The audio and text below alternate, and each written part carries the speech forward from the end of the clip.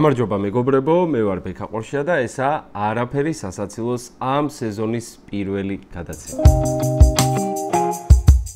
დასრულდა ზაფხული, დავბრუნდით ეთერში. როგორც ალბათ მატყობთ, არც რუჯიმადევს დიდად, არც დასვენებულის გამომეტყველება მაქვს. ან თუ რამე რუჯი შემამჩნიეთ, ისევ ტელეფონის ეკრანისგან იქნება, რადგან მთელი აგვისტო ახალ ამბებს ვკითხულობდი 24 შვიდზე. ძალიან ბევრი რამ მოხდა ამ ერთ თვეში. ისე მთელი ამ პერიოდის განმავლობაში სხვა ყველაფერთან ერთად იგრძნობოდა დაძაბულობა და მელანქოლია ევროპასთან უვიზო მიმოსვლის გაუქმების თემაზე. სანამ ამ თემას უფრო ფართოდ გავშლით, აი ეს ვიდეო ნახოთ. რა მაინტერესებს ერთხელ და სამუდამოდ თვალების შემკიდრეს მითხრათ საქართველოს საერთოდ გინდა რომ წაიყვანს ეს რემონტაჟი ადამიანია რა ამის მოსმენი ადამიანს შეხედავთ და გულში ჩახედავთ და რა თქმა უნდა ჩვენი ქვეყანა უნდა წავიყვანოთ იქ სადაც პროგრესი ეს არის მარტივი პასუხი სადაც არის უკეთესი სადაც საუკეთესოა ყველა ნორმალური ადამიანი ირჩევს ამას და დემანდელი ხელისუფლება რომ იქვეხნეს რომ ევროპა მათ არ ამოუჩერია ზვიადის ევროპისკენ იყო თუ გახსოვთ შევარდნაძეც კი ევროპას იძახდა ყველა ქართული ევროპას იტყვის ამდენადაც უკეთესი ჯერ კაცობრიობას არაფერი არ მომფიქრებია. ბიძინა ივანიშვილმა 13 წლის შემდეგ ამჯერად მართლა ჩავხედა თვალებში და ღიად და დაუფარავად გვიპასუხა რას ფიქრობს ევროინტეგრაციაზე. მე ესეთ ევროპაში შესვლა, რასაც ჩვენ წინ მაგას ეკაჩებიან, დიდათ არ მომინდებოდა. ჩვენ უნდა შევიდეთ წელგამართულები. დღეს ქვეყანას მართავს კაცი, რომელიც აი ამ ქალისგან, რომელსაც ახლა ნახავთ, მხოლოდ იმით განსხვავდება, რომ ბევრი ფული აქვს. სულ ოკუპირებული რო ვიყავით წლების მანძილზე მისო. არა, სად მე ვერ ვხედავ ოკუპირებას. აი მაშინ უფრო კარგი ცხოვრება. რა თქმა უნდა, შვილო. სანამ შემოვიდოდა რუსული მაკარონი, რუსული საპონი, ტილებით იყო გავსებული ხალხი მაპატია ამ გამოთქვაზე. ეს თვითონ მეცინება ჩემ წარსულზე. ხო და მე რომ შემოვიდა რუსული პროდუქცია, ცოტა გარჩას საგდა ბავშვები. ოკუპანტი ვართ ამერიკის შვილო, გავეყარეთ, კაიზე შევეყარეთ ცუც. ზანგების ქვეყანას, სადაც არ არსებობს ერი, არ არსებობს დეიდაშვილი, მამიდაშვილი, არ არსებობს დედაშვილი. მე ახლა ქართული ოცნების მხარდამჭერებს მინდა მოგმართოთ. ბიძინა კი ამბობს, ევროპაში შესვლა ჩემთვის საინტერესო არაა. ჩემთვისო. ეგეთი შესვლა ჩემთვის საინტერესო არაა. მაგრამ როგორ შეიძლება ევროკავშირში შესვლა თქვენთვის საინტერესო არ იყოს? უვიზოს გაუქმებით, რომლის საფრთხის წინაშეც დღეს ყველანი ვდგავართ, თქვენს ინსტაგრამზე მხოლოდ ბარსელონაში გადაღებული ფოტოების ოდენობა კი არ შემცირდება თქვენი სიცოცხლის ხანგრძლივობა. მარტო 2024 წელს უცხოეთში სამკურნალოდ 50,000 ადამიანამდე წავიდა, აქედან მესამედზე მეტი ევროპაში. ეს უზარმაზარი რიცხვია. იმის გათვალისწინებით, რომ როგორც წესი ევროპაში სურდოს მოსარჩენად არ მიდიან მძიმე დაავადებებით და ხშირად ბრუნდებიან გამოჯანმრთელების გზაზე. ეგეთი შესვლა ჩემთვის საინტერესო არაა. ევროპაში უვიზო მიმოსვლა არაა ფუფუნება, როგორც ამის ჩვენებას ოცნებად ცდილობს. ეს სასიცოცხლო საკითხია. მიუხედავად იმისა, რომ ოცნების პროპაგანდისტმა ლალი მოროშკინამ ამ ტექსტით გვახარა, რომ თურმე სულ არ აწუხებს გააუქმებენ თუ არა უვიზოს. თავადაც 8 წლიდან შემოვლილი მაქვს ჯერ ევროპა და მერე ამერიკა. ამიტომ შემდეგ ჯერზე ღმერთმა გვაშოროს და თუ გადაუდებელი ოპერაციისთვის ევროპაში დაგვჭირდება წასვლა, არ დავპანიკდეთ და გავიხსენოთ, რომ ჩვენ მაგივრად ლალი მოროშკინას უკვე შემოვლილი აქვს ევროპა და ამერიკა. 8 ჯერ. ისე რუსეთუმეებიც კი ხვდებიან, რა ზიანი შეიძლება მოგვადგეს უვიზო რეჟიმის გაუქმებით. ეუნები თქვენ რომ გაგვიჩერებენ ამ უვიზო მიმოსვლას, გაგვიჩერებენ. ზოგიერთი რომ კამსამოლ დეპუტატი რომ გამოვა და იმას კოპცია იმითი რაღაცა კოხტა პრუწა სახით რომ დაჯდება და არია ჩვენ არ გამოგვიჩერებენ. რატო 15 ქვეყანა ვერ მოინახება? გაგვიჩერებენ მეთქი და ამისთვის უნდა დაიწყოს მუშაობა. აი რუსეთუმეც კი იხვეწება რამე ქენით ევროკავშირთან უვიზო რომ არ გაგვიუქმონ. მაგრამ იმისთვის ევროპა საინტერესო არაა. ჩემთვის საინტერესო არაა. მოკლედ სანერვიულო ნამდვილად გვაქვს. აი კახა კალაძეს კი უვიზოს გაუქმება სრულებით არ ადარდებს. კალაძემ დაიწყო წინა საარჩევნო კამპანია იმით, რომ სადმე მილან იბიცაძე კი არ დაისვენა, არამედ წალენჯიხაში. ჩაიცვა რკინის ქალამნები და მოიარა წალენჯიხა. ოღონდ ეს რკინის ქალამნები 1,380,000 ევროიანი ფერარია.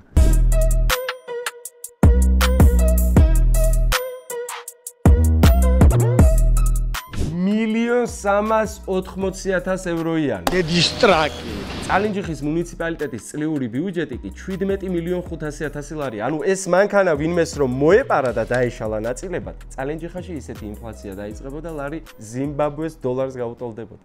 მაგრამ ამ მეგრული ვოიაჟის ყველაზე მძიმე მხარე იცით რა არის? გულწრფელად გეტყვით. პერიფერიაში მცხოვრები ღარიბი ხალხი დიახაც გაუცდა დედაქალაქის მულტიმილიონერი მერის მილიონიანი სუპერმანქანით.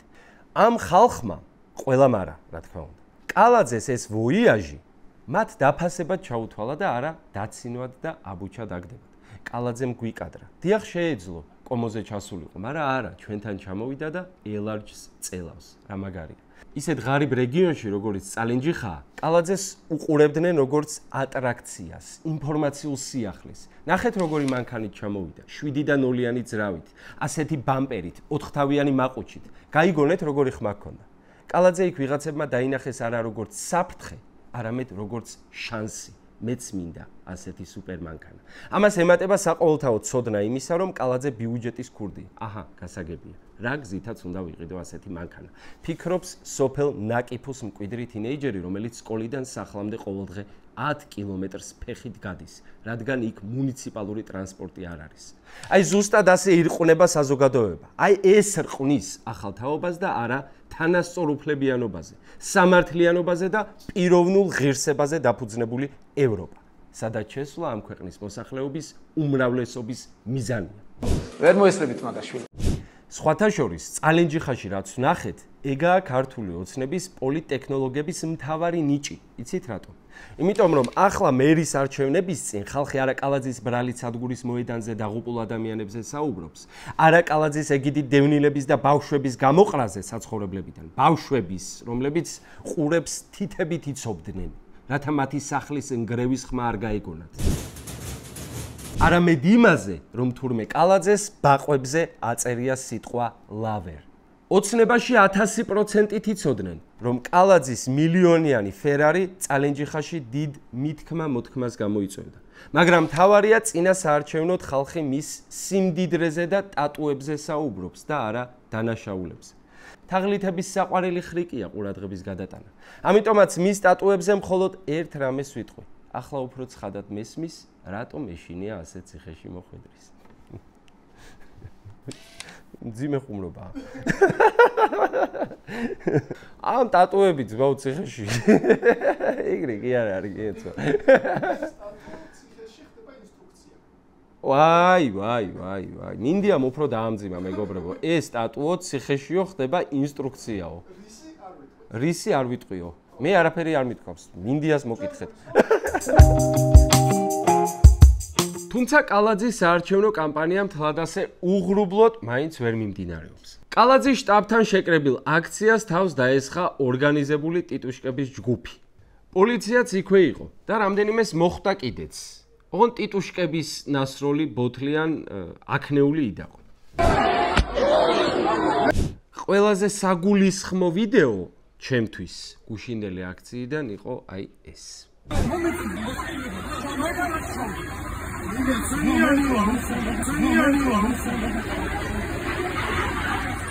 ეს თვითონ ძველი ბიჭი პოლიციელს ეუბნება შენიანი ვარ.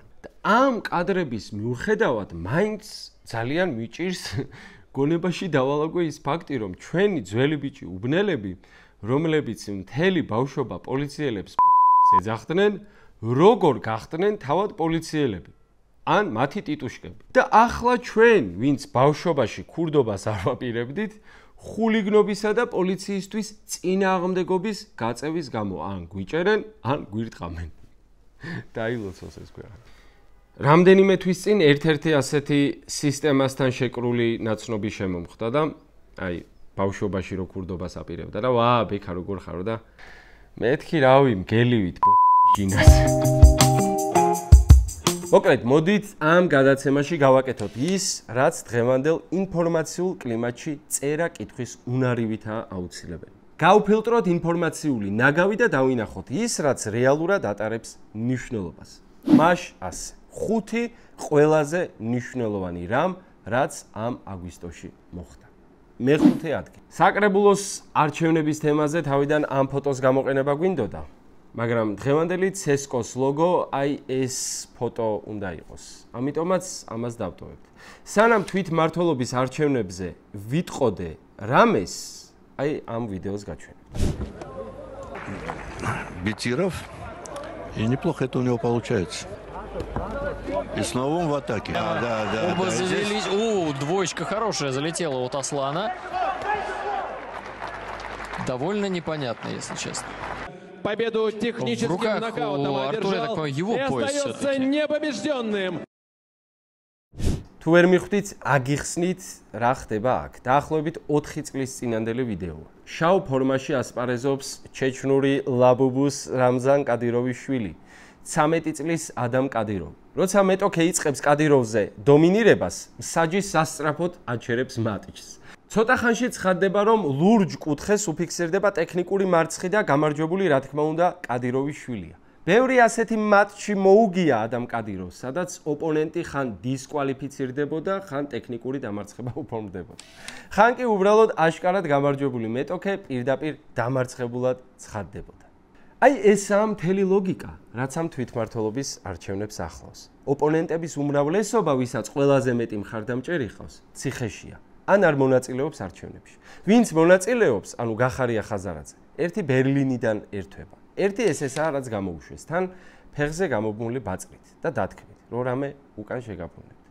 აქვთ ავტოკრატებს და დიქტატორებს ასეთი აკვიატება. სამართლიანობის სიმულაცია. როცა ერთ მხარეს კალაძე დგას, რომლის გამარჯვებული ხელით რეფერიმ უნდა აწიოს, უხერხულია მეორე მხარეს, მაგალითად პარტია მესამე გზის თავმჯდომარე დაიყენო, რომელიც ინტერნეტშიც კი ძლივს ვიპოვეთ. მე არ ვიცი ვინაა გიორგი თუმანიშვილი, ამ პარტიის ლიდერი.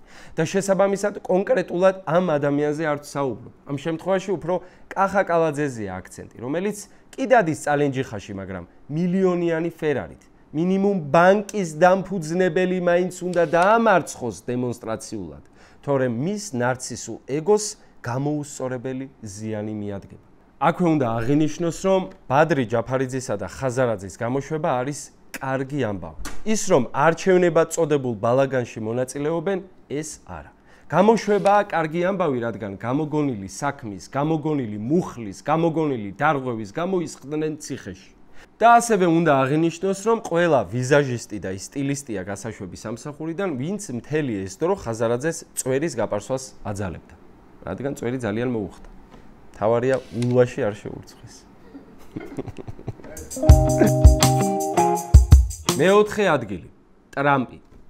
მესმის, რომ კალაძის პირადი პარადიდან უცებ გლობალურ საკითხებზე გადასვლა ძალიან მკვეთრად ზრდის მასშტაბს, მაგრამ მეოთხე ადგილი სწორედ ამას მივანიჭეთ.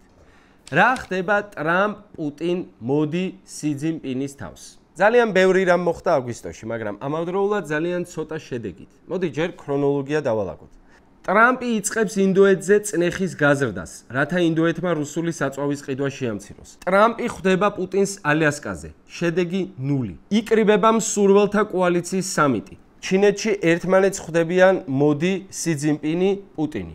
ამ ყველაფერში მეგირჩევდით ყურადღების მიქცევას ორი ამბისთვის. პირველი, მსურველთა კოალიცია. ეს არის 26 სახელმწიფო, რომელიც ცეცხლის შეწყვეტის შემდეგ უკრაინისთვის უსაფრთხოების გარანტიის შექმნას უზრუნველყოფს. თუმცა ამ ეტაპზე ყველა ელოდება ამერიკის პრეზიდენტის უკანასკნელ გზავნილს პუტინისადმი. და მეორე, ციმბირის ძალა 2. ეს არის დაგეგმილი გასადენი, რომლის აშენებასაც ჩინეთი გეგმავს რუსეთიდან ბუნებრივი აირის გამარტივებული შეძენისთვის. ძალიან ბევრი დრო რომ არ წაგართვათ, მოკლე შეჯამება ესაა. თუ ჩინეთი და რუსეთი შეთანხმდნენ აშენებაზე, ცუდია. თუ ვერ შეთანხმდნენ, კარგია. ჯერჯერობით კი ჩინეთში ჩატარებულ სამიტზე უბრალოდ შეთანხმდნენ, რომ რამეზე უნდა შეთანხმდნენ. სხვათა შორის, თუ გადახედავთ სტუმრებს, აღმოვაჩენთ, რომ ბანკეტზე ყველა იყო მიწვეული, ვისთვისაც კი ოდესმე ჩინეთს სტრატეგიული პარტნიორი უწოდებია. აი ბიზნეს ბიჭები კი არ მიიწვიეს, მიუხედავად იმისა, რომ ჩინეთთან სტრატეგიული პარტნიორობა გააფორმეს. ბევრი სპეკულაცია არსებობს, რატომ არ მიიწვიეს ოცნება, მაგრამ მე ჩემი ვერსია მაქვს. ქოცი ზოგადად თარსიანია. აი კობახიძე ჰამასის ლიდერთან, ისმაილ ჰანიესთან ერთად. ამ ფოტოდან მოკლე დროში ჰანიე მოკლეს. აი გია ვოლსკი და ლიუ ძინჩაო, რომელმაც წელს ივნისში ოცნების დელეგაციას უმასპინძლა. ფოტოდან ერთ თვეში ლიუ ძინჩაო დააკავეს და ბრალი წაუყენეს. ამიტომაც ნუ აღარ გიკვირთ, რომ ქოცებს აღარც ჩინეთში ეძახიან და აღარც ევროპაში. შავი კატა გადაგირბენს წინ თუ ზარქუა, იგივე ეფექტი აქვს. თან კატების საყვალები მაინც არიან. და ის მეორე. თურმე როცა ეს ბობოლა დიქტატორები იკრიბებიან ერთად, ზუსტად იმავე ჟანრის საუბრები აქვთ, რაც შენი უბნის ბირჟავიკებს. მეცნიერებმა ისეთი რაღაცა გამოიგონეს თურმე, აი ერთ სპრით შეუცვებს ბაო და დედა მოვა. ცოცხლო ბაზიწელი.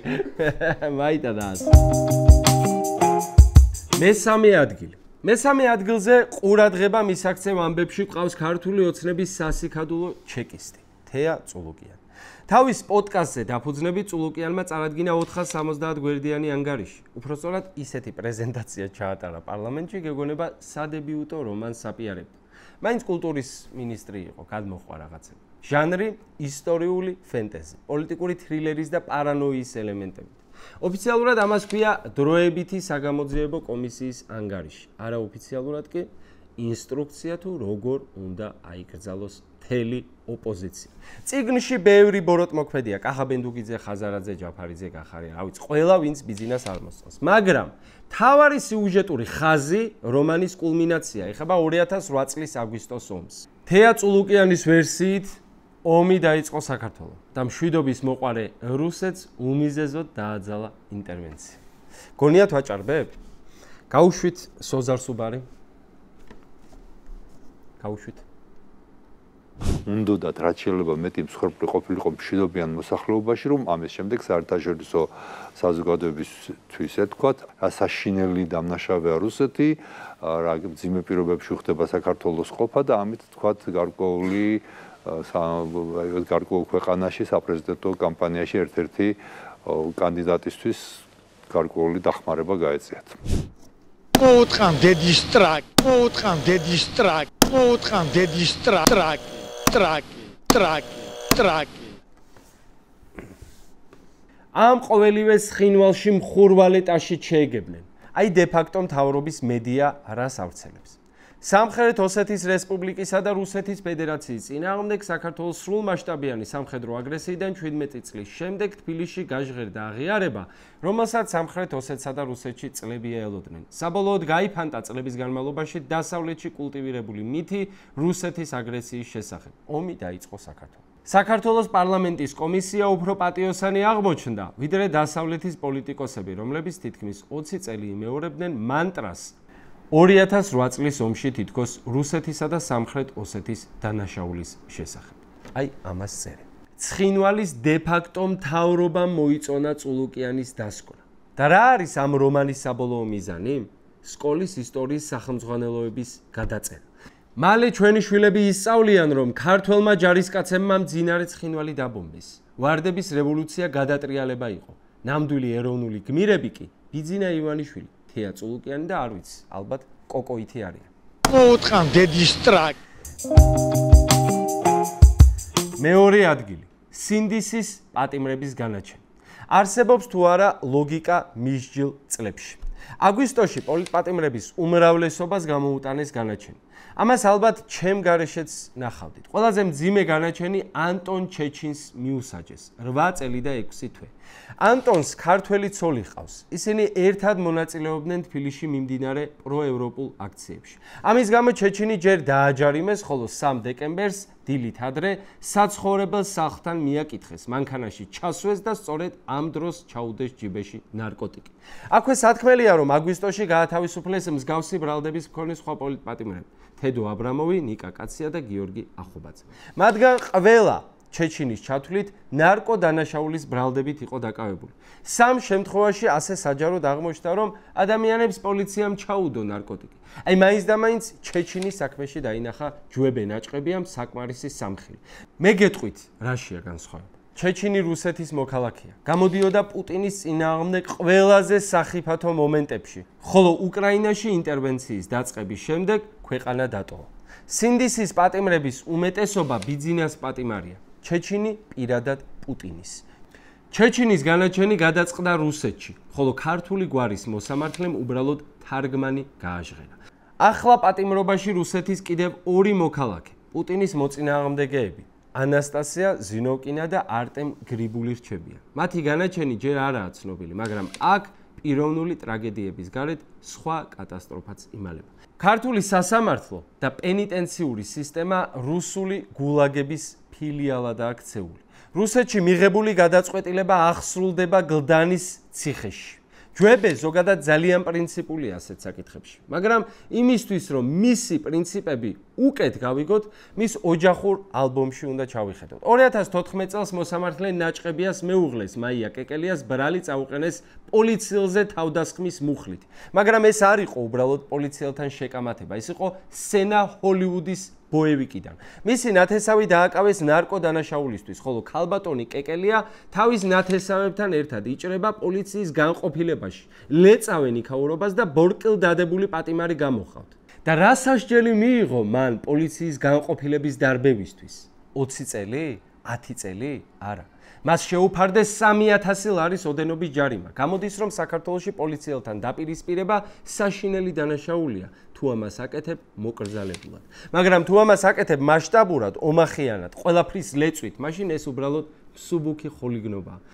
ასე რომ როცა ხედავთ მოსამართლე ჯვებე ნაჭყებიას მანტიაში, რომელიც ახალგაზრდებს წლობით ციხეში უშვებს, გახსოვდეთ ეს ამბავი. გახსოვდეთ, რომ მისი ოჯახისთვის კანონი უბრალოდ პატარა, მოსაგვარებელი გაუგებრობა, თქვენთვის კი რკინის გალია. არსებობს რაღაც ინდიკატორები, სიმპტომები, რის მიხედვითაც შეგიძლია გაარკვიო კატასტროფის დონე. ერთ-ერთი ასეთი სიმპტომი გულით რუსი და პროფესიით მოღალატე ნიკოლოზ მჟავანაძე. შენის მოღალატე არ ხარ დღეს ვიდეო რო შეწერეს? თავად მჟავანაძე არაფერს წარმოადგენს ცხადი. მარგინალთა შორის მარგინალია. კრემლის დასაკოქი სათამაშო. მაგრამ ის, რასაც მჟავანაძე კადრულობს, ის რისი შიშიც აღარ აქვს, აი ეს ნამდვილად სიმპტომია. აი აქ თქვენ ხედავთ მჟავანაძეს, მამუკა ფიფიასა და კახი კალაძის სიძე პაატა აბულაძეს, რომლებიც ხვდებიან დენის პუშელინს. შეხვედრის ადგილი უკრაინის ოკუპირებული რეგიონი დონეცკი. დენის პუშელინი კი ამ რეგიონის დე-ფაქტო მმართველია. გარდა იმისა, რომ დენის პუშელინს ხელები უკრაინელების სისხლით აქვს გასრული. უკრაინის მხარეს მებრძოლ ქართველებზეც სწორედ მისი დავალებით ნადირობენ. აი პუშელინის მესიჯი კალაძის სიძისადმი. ერთი თხოვნა გვაქვს თქვენთან. 2014 წლიდან ვაკვირდებით, რომ ზოგიერთი ქართველი უკრაინული რეჟიმის მხარდასაჭერად მოქმედებს. მე მაქვს ქართველი მებრძოლების სია და გადმოგცემთ, რომ საქართველოს კანონმდებლობიდან გამომდინარე იმოქმედოთ. მათ სასჯელი უნდა შეეფარდოთ, ვინაიდან ამ დანაშაულებს არ გააჩნია ხანდაზმულობის ვადა. ანუ ბიძინას მთავრობასთან ატანს იმ დასასჯელი ქართველი ჯარისკაცების სიას, რომლებიც რუსეთს არ შეუშინდნენ და პირიქით, იქით შეაშინეს. ხომ წარმოუდგენელ აბსურდად გეჩვენებათ? არა და არ უნდა გეჩვენებოდეთ. რა კი რამდენიმე წუთის წინ უკვე გაჩვენეთ, როგორ აღასრულებს პირადად კრემლის მიერ მიღებულ გადაწყვეტილებებს ქართველებად წოდებული მოღალატეების გროვა.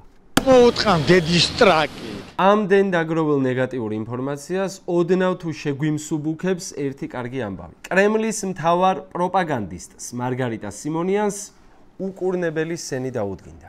Эту неделю у меня диагностировали страшную тяжелую болезнь. У меня завтра операция как раз вот здесь под этим орденом. ასე მეგობრებო, ჩვენს გასაკეთებელს ხან უკრაინელები აკეთებენ, ხან ღმერთი. გამომრჩა იმის თქმა, რომ ქმარიც უკვდება სიმონიანს. წესიერი სახელმწიფო ამ შემთხვევაში იცით, ხო? როგორც მოიქცეოდა. საქართველოში დაბრუნებულ მჟავანაძეს დილას მიაკითხავდა სუსი, წაიყვანდა პროკურატურაში გამოკითხვაზე და წარუდგენდა ბრალდებას ქვეყნის ღალატისთვისა და მტერთან კოლაბორაციისთვის საქართველოს საწინააღმდეგოდ. მაგრამ არა, პროკურატურა მაშინ ინტერესდება, როცა რომელიმე ორგანიზაცია ფიზიოლოგიურ ხსნარს ყიდულობს იმისთვის, რომ გაზით ხალხი არ გაიგუდოს. და თურმე მჟავანაძემ, კალაძის სიძემ, რა ვიცი, ვინც გინდა, ისე ირნონ ქართველი ჯარისკაცების ზულებზე აქეთ-იქით, ვისაც უხემს ეგ? არავის. თუმცა მე დარწმუნებული ვარ, რომ მამუკა მდინარაძე, როგორც სუსის ახალი შეფი, პირველ რიგში სწორედ ამ საქმეებს მოკიდებს ხელს, რადგან ქვეყნის სიყვარული არის მისი მთავარი კოზირი. მოუთხან დედის ტრაკი. პირველი ადგილი უვიზო მიმოსვლა. სინამდვილეში რას კარგავთ? უვიზო შეჩერება, ანუ ქვეყანა როგორც მძევალი. აგვისტოს მთავარი ამბავი ეს არის. ჩვენ ხშირად გვითქვამს, რომ ქართულმა ოცნებამ ჩვენი ევროპული მომავალი მძევლად დაიყვანა. თუმცა ახლა უფრო მეტი კონკრეტიკაც გამოჩნდა. მაგრამ ახლა ის გადაიქცა ოლიგარქის სავაჭრო საგნად. იმისთვის, რომ უვიზოს აღარ ემუქრებოდეს არაფერი, რეალურად საკმაოდ მარტივი ნაბიჯებია გადასადგმელი. ევროკავშირი ამბობს, გაათავისუფლეთ პოლიტპატიმრები, გააუქმეთ რეპრესიული კანონები, შეწყვიტეთ ძალადობა და ოპოზიციის დევნა. მარტივი, გასაგები და სამართლიანი მოთხოვნები. ამაზე საპასუხოდ ქართული ოცნების სპიკერები გამოდიან ტელევიზიით და ცდილობენ დაგვარწმუნონ, რომ ძევლის, ამ შემთხვევაში საქართველოს გადარჩენა არ ღირს. მაგრამ ჩვენ ხომ ვიცით უვიზოს დაკარგვის ნამდვილი ფასი. როგორც უკვე ვთქვი, დასაწყისში საქართველოს 50,000-მდე მოქალაქე უცხოეთში მიდის სამკურნალოდ ყოველწლიურად. იღებს ისეთ მკურნალობას, რომელიც აქ ხელმისაწვდომი არ არის უბრალოდ. ოღონდ ეს არაა ერთადერთი, რისი წართმევითაც გვემუქრებიან ქოცები. გვემუქრებიან, რომ გაწყვეტენ იმ თოკს, რომელიც ემიგრაციაში გადახვეწილ დედებს აძლევს საშუალებას, თვეების განმავლობაში ვიზის ლოდინის გარეშე ჩამოვიდნენ და შვილებს ჩაიხუტონ. გვემუქრებიან, რომ ჩაკეტავენ იმ კარს, რომელიც ჩვენ სტუდენტებს აძლევს შანსს, მიიღონ ევროპული განათლება და დაბრუნდნენ უკეთესი ქვეყნის საშენებლად. გვემუქრებიან იმ ევროპული სამუშაო შესაძლებლობების გაუქმებით, რომელსაც იყენებს უკვე უამრავი მოქალაქე. თუმცა ისევ ქოცურ ლოგიკას თუ გავყვებით, ისეთი აშენებული და მოწინავე სახელმწიფო გვაქვს, რომ სულ არ უნდა გვჭირდებოდეს სხვა ქვეყნებში სიარული. არ გჯერათ, რომ ყველას ყველაფერში უსწრებთ.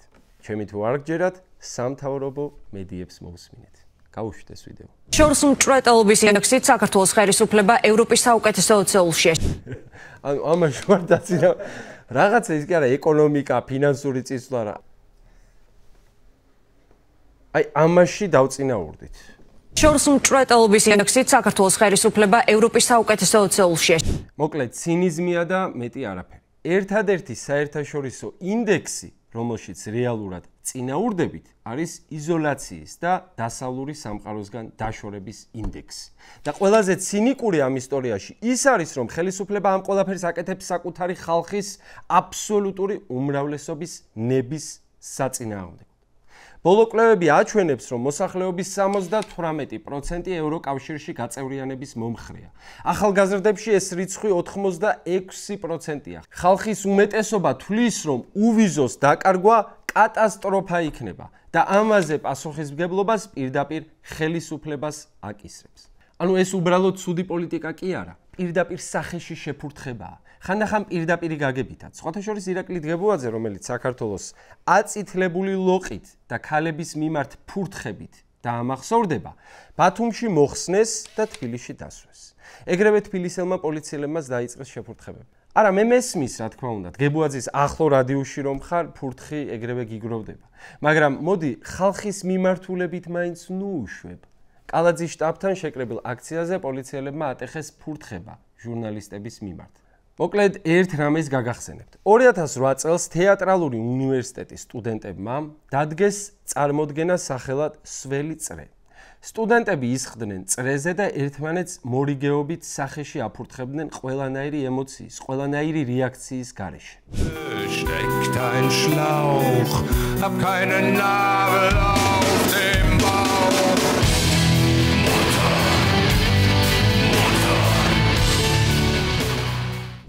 მაშინ ამ პერფორმანსმა დიდი ბრაზი და აჟიოტაჟი გამოიწვია.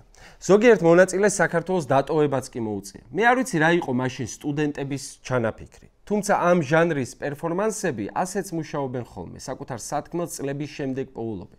2025 წელს ამ სველ წრეში მთელი საქართველოა ჩათრეული ძალით.